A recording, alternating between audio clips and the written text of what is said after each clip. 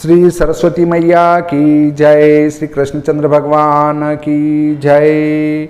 आज मैं आपको कार्तिक मास महात्म्य का 18वां अध्याय श्रवण कराऊंगा। आप प्रेम पूर्वक श्रवण करें। नारद बोले, हे राजा, बोए हुए बीजों से धात्री, मालती और तुलसी ये तीनों वनस्पति हुई।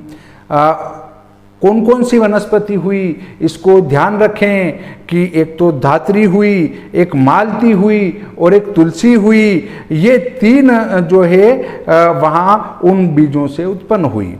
जो ब्रह्मा की स्त्री के बीजों से उत्पन्न हुई वह धात्री कही गई, और जो लक्ष्मी के दिए बीजों से उत्पन्न हुई वह मालती कही गई, और जो गौरी के बीजों से उत्पन्न हुई वह तुलसी कहलाई।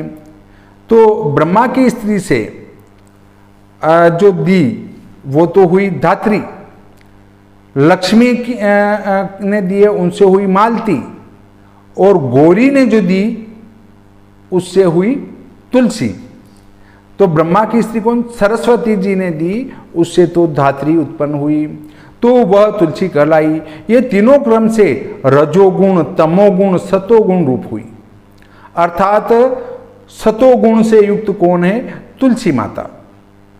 हे राजा, तब स्त्री के रूप में जो वनस्पति हैं उन्हें वृंदा के रूप को अतिशय विलास युक्त देख विष्णु शीघ्र ही उठ काम में आसक्त हैं। चित्त जिनका ऐसे विष्णु से प्रीति से देखी गई, वह तुलसी और धात्री भी विष्णु ही को देखने लगी। जो बीज पहले लक्ष्मी से ईर्ष्या सहित दिया गया, उस बीज से उत्पन्न स्त्री विष्णु में ईर्ष्या करने लगी।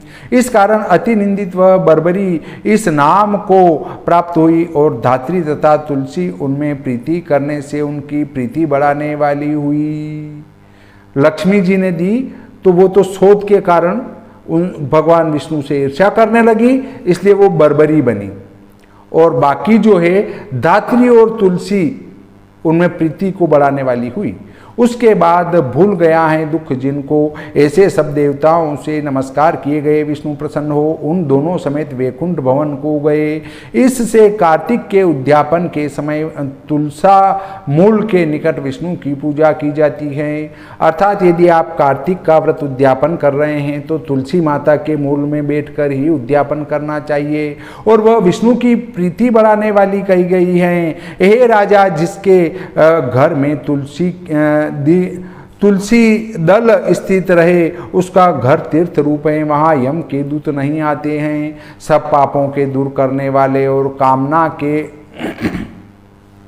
पूर्ण करने वाले पवित्र तुलसी के वन को जो पुरुष लगाते हैं वे श्रेष्ठ मनुष्य यमराज का दर्शन नहीं करते हैं। नर्मदा नदी का दर्शन, गंगा जी का स्नान और तुलसी के वन का संसर्ग, ये तीनों एक समान कहे गए हैं। लगाने से, पालने से, सिंचने से, दर्शन से, स्पर्श से तुलसी वाणी, मन और काया से इकट्ठे किए हुए पापों को जला देती हैं। जो पुरुष तुलसी की मंजरी से हरि, विष्णु और हर शिव इनका पूजन करता है, वह गर्भ रूप घर में नहीं आता है, निसंदेह मुक्ति को पाने वाला होता है।